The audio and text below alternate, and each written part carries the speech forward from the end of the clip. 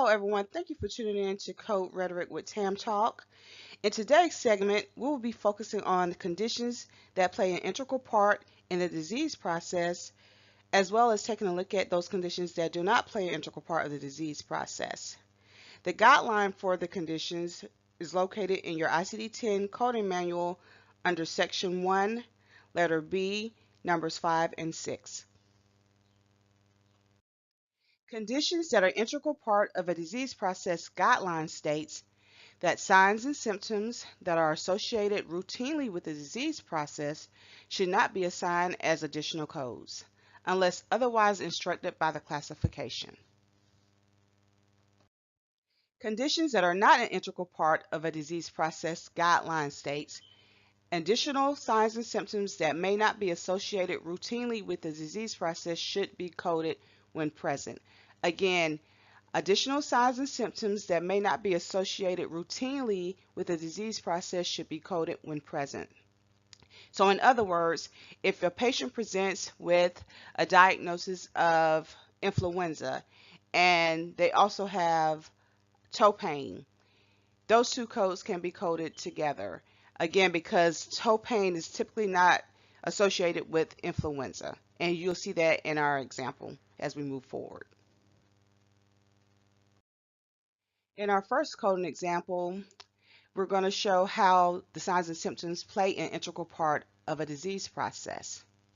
So our patient was diagnosed with gastroenteritis along with nausea and vomiting. When we go to our book steps, we're going to locate gastroenteritis, and our ICD-10 code should be K52.9. And K52.9 should be the only ICD-10 code assigned to this encounter.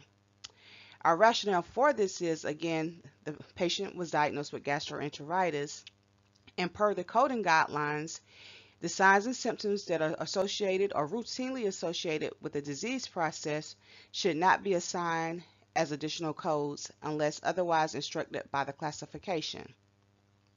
So I took the liberty of actually locating the signs and symptoms that are routinely associated with the diagnosis of gastroenteritis and listed them here for you.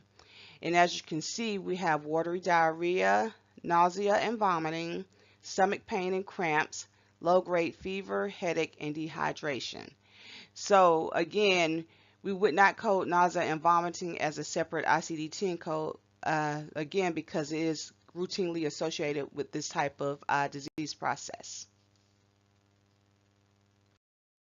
So in our second coding example, the patient was diagnosed with flu or influenza along with left foot pain. So in our book steps, we're going to locate influenza, and our ICD-10 code should be J11.1. And then in our second book step, we're going to locate foot pain. So we're going to start with pain, which is the issue with the foot. And when you go to foot, it actually directs you to limb. And so when we go to limb, and the foot is on the lower part of the body, or the lower limb, so we're going to go to lower, then we're going to drill down to foot. And because the doctor did specify that it was a left foot pain, we're going to locate our ICD-10 code that reflects the left foot pain, which should be M79.62.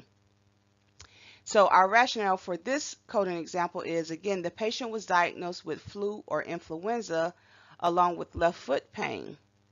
And per the coding guidelines, additional signs and symptoms that may not be associated routinely with the disease process should be coded when present. Therefore, our coding should be listed as J11.1 and M79.672.